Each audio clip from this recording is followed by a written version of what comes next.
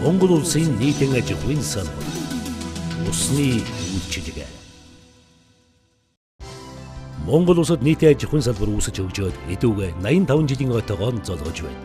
Анх Улаанбаатар хотод хоршоо ардэл хэлбэрээр байгуулагдаж үйл ажиллагаа эхэлж байсан бол өнөөдөр үйл ажиллагаа нь өргөжин дэлж Монгол улсын хот суурин газар бүрийг хамарсан инженерийн дэр үтц бүхий 10 гаруй мянган ажиллагчтай хот суурин газрын хүн амыг орон сууцнд ая тухтай суух нөхцөл боломжийг бүрдүүлэх ард иргэдийн таашаалд нийцсэн эдийн засгийн хүчирхэг салбарын нэг болж нэгчээд байна.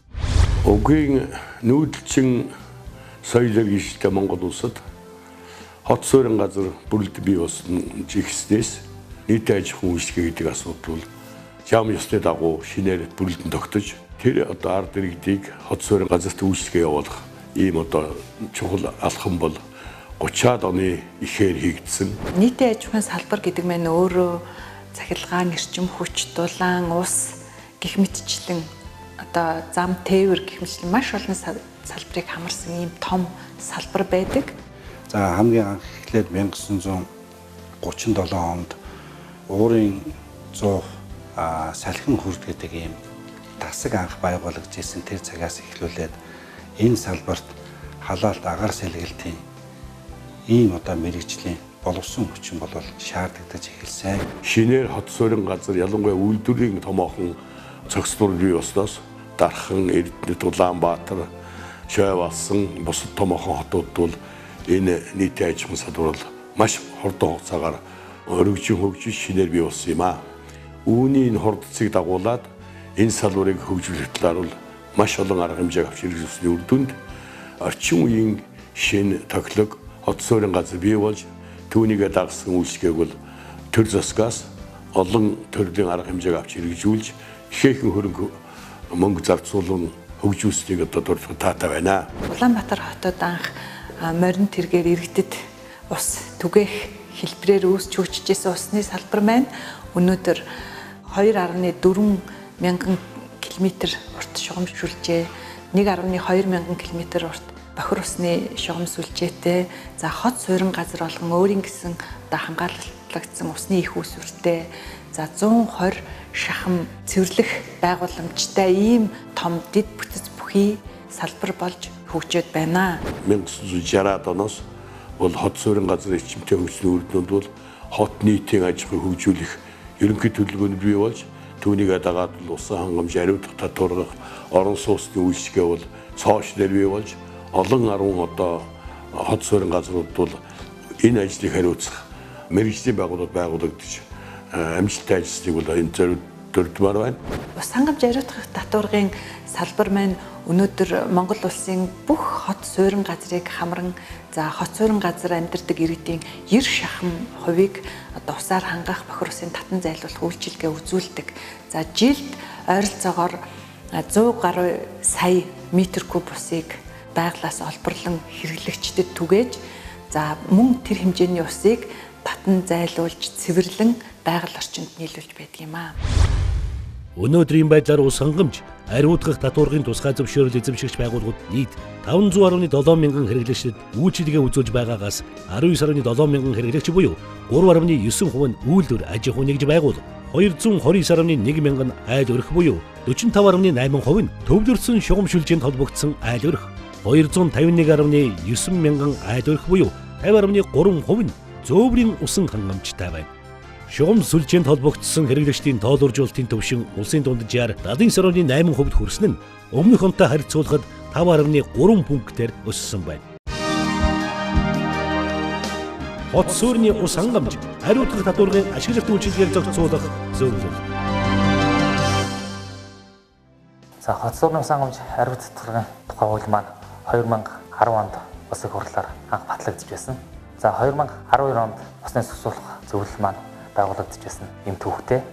Ус хангамж ариутгах татваргын ашиглалт үйлчилгээг зохицуулах зөвлөл маань цусгуулж эзэмшигчдийнхаа үйлчилгээнийх нь үн терапиг тогтоох, цусгуулж олгох, ус хангамж ариутгах татваргын системд аж ахуй нэгж хоорондын маргаан юм уу, ашиглагч, хэрэглэгч хоорондын үүссэн маргааныг шүүх өмнөх шатанд шийдвэрлэх мэргэжлийн дүгнэлтийг гаргадаг эмчиг бүрэгтэй байгууллага байгаа.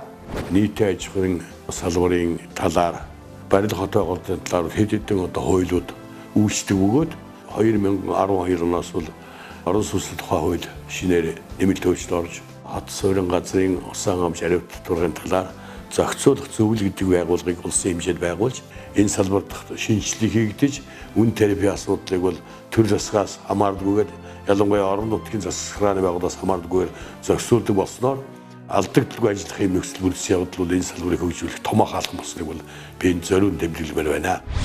Салбарын тусгай зөвшөөрөл эзэмшигч байгууллагуудын үйл ажиллагаанд хяналт тавих, гүйцэтгэлд нь үнэлгээ өгөх, адил төстэй байгууллагуудтай харьцуулах, тэдгээрийн үйлчлэгээний чанарын төвшинг тодорхойлох, олон улсын стандартад ойртуулах, удирдлагын шийдвэр гаргахад дэмжлэг болгох, салбарын болон байгууллагын хөгжлийн чиг хандлагыг тодорхойлох зорилгоор гүйцэтгэлийн шалгуур үзүүлэлт буюу KPI-г боловсруулан нэвтрүүлээд 3 дахь жилийнхаа нүрийг үзэж байна. KPI-г нэвтрүүлснээр салбарын хэмжээнд хүний нөөц, техник технологи, олборлон түгээж буй цэвэр ус, цэвэрлэх байгууламжаас цэвэрлэгдэн гарч буй бохир усны чанарын төвшөнд хяналт тавих, үнэлт дүгнэлт өгөх үйл ажиллагааг сайжруулах боломж бүрдсэн юм. Ус хангамж, ариутгах татваргын үйлчилгээ нь 24 цагийн турш тасралтгүй явагддаг онцлогтой юм. Иймд хэрэглэгчдэд байнгын найдвартай үйл ажиллагааг шуурхай, чанартай хүргэхэд тухайн салбарын хүний нөөцийн бодлого нэн чухал билээ. Энэ өргөн салбарт ажиллах боловсон хүчин түүнийг одоо бэлтгэх энэ асуудал бол 109-оор тавигдаж ирсэн нь бол мэдээж юм. Нийтдээ 5,000 орчим боловсон хүчнийг зөвл бодулсан. Тэгээд бусад одоо улс орнуудад бэлтгэж эхэлсэн юм байдгийг. Үндэсний боловсон хүчнийг бол 1964 оноос Монгол Улсын их сургууль, за хожим бол шинжлэх ухааны технологийн их сургууль дээр одоо бэлтгэж эхэлсэн. Энэ цагаас хойш бол 52 жил болсон байна. Сүүлийн үед төгсөгчдийн тоо хэдийгээр нэмэгдсэн ч гэсэн амьдрал дээр энэ салбарын ажилтан ажлагчдын хэрэгцээ бол улам өсөж байгаа. Энэ салбарын ажилчид маань одоо хүн амыг за эдийн засгийн үйл ажиллагааг усаар хангах одоо маш чухал үүргийг гүйцэтгэж байдаг юм аа. Салбарын хэмжээнд мэрэгжлийн боловсон хүчний бүрдэлт дунджаар 80%, Улаанбаатар хотод 71%-тай байна. Зохицуулах зөвлөлөөс тусгай зөвшөөрөл эзэмшигч байгууллагуудад тайлан мэдээний тоон үзүүлэлтийг үнэн бодиттойгоор гаргахад мэрэгжил арга зүйн тусалцаа үзүүлж, усны үйлчилгээний үн тарифт хийсэн шинжилэлт, тусгай зөвшөөрлийн нөхцөл, шаардлагын биелэлтэнд хяналт тавих зэрэг арга хэмжээг авч ажилласнаар нийт байгууллагуудын хүний нөөцийн бүрдэлт 2015 оны эцсээр 79%-тай байгаа нь 2013 оныхтай харьцуулахад 40%-аар, 2014 оныхтай харьцуулахад 22.6%-аар тус өссөн үзүүлэлттэй байна. Ус хангамж, ариутгах татваргын ашиглалт үйлчилгээний тусгай зөвшөөрөл эзэмшигч байгууллагууд нийт 7100 гаруй ажиллагчдаагаас 4.8% нь удирдлага, 20.3% нь инженер техникийн ажилчид, 74.8% нь мэрэгжилтэй ажилчид байна. Хот суурины ус хангамж, ариутгах татваргын ашиглалт үйлчилгээг зохицуулах зөвлөл. Иргэдэд хүргэж байгаа энэ одоо үйлчилгээ маань маш том дэд бүтцээс бүрддэг. За дэд бүтц нь асар өндөр өртөг хөрөнгө оруулалт шаардагдаж баригдсан ийм зүйл байдаг. Олон улсын санхүү банкны байгууллагуудын тусгай дэмжлэг авсны үрээр олон аймагуудад бол энэ салбарыг хөгжүүлэх чухал арга хэмжээнд хэрэгжсэн юм. 8 аймаг дараа нь одоо 10 хэдэн аймагуудыг хамарсан нийтийн аж ахуйн үйлчлэгийг сайжруулах, усан хангамжийг сайжруулах төслүүд хэрэгжсэн. Бусдгүй тусламжлалаар хөнгөлцсөн хэрэгжсэн үүнд зориуд тэмдэглэв байна. Өнөөдөр Монгол улсын ус хангамж ариутгах татваргын ашиглалтын тухай хуулийн дагуу усны үнийг бол зохицуулах зөвлөлөөс хянан баталж хэрэгжүүлэх үйл ажиллагааг хангагч байгууллагууд гүйцэтгэдэг. Ус хангамж ариутгах татваргын үйлчилгээг үзүүлж байгаа байгууллагууд маань усны үйлчилгээг одоо их ус үрээс нь аваад хэрэглэгчд өгөөд буцаагаад цэвэрлэх боломжид хүртэл тэр үйлчилгээг бол манай тусгай зөвшөөрөл эзэмшигчд бол үзүүлж байгаа. Тэгээ энэ үйлчилгээ үзүүлснийхаа төлөө үйлчилгээний хөлс нь бол тэр байгууллагын зардлыг бол нөхөдгөө алдагдaltaй ажиллаад байдаг. Дээрээс нь яг дулааны үйлчилгээ үзүүлснээрээ нөхөж одоо ингэж энэ байгууллага бол амьдарч байна. Тийм учраас үйлчилгээний үн тарифыг бол зардлаа нөхөд тодорхой хэмжээний ашигтай ажиллах энэ бололцоог бол хангаж өгөх нь зайлшгүй шаардлагатай юм аа.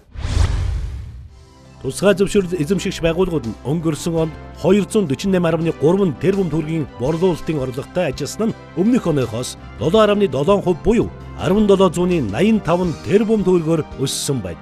Нийт орлогын 28.4%-ийг аймаг орон нутгийн аж ахуйн нэгжүүдийн орлого, 45.6%-ийг Улаанбаатар хотын ус сүгийн удирдах газар, олон нийтийн өмчит аж ахуйн төрийн үйлчилгээний газрууд, 16.1%-ийг хувийн хвшлийн байгууллагуудын орлого, 9.8%-ийг бусад байгууллагуудын борлуулалт бүрдүүлжээ. Түүнчлэн тусгай зөвшөөрөл эзэмшигчид орлогынхаа 50.5%-ийг ус хангамж, ариутгах татваргын үйлчилгээнээс, 38.8%-ийг дулаанаас, 10.7%-ийг бусад үйл ажиллагаанаас төвлөрүүлсэн байна.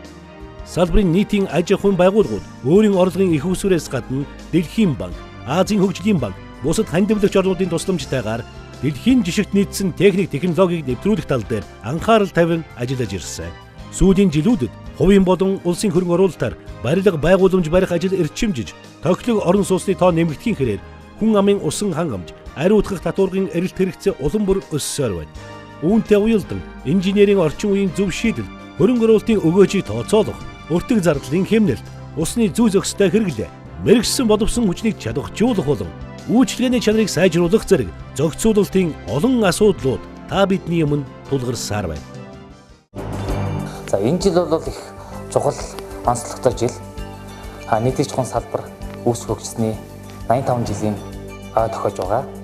Нийт салбарынхаа удирдлага, энэ салбарт ажиллаж байгаа ажилчин албан хаагчид, ахмад буурлууд бүх хүмүүстэй бол нийтийн чухал 85 жилийн он мэндийг усны сахилуулах зөвлөлийн нэрийн үнээс болон хувьсаа төвшүүлж байна. Та бүхэнд эрүүл их сайн сайхан бүхнийг хүсье өрөөё.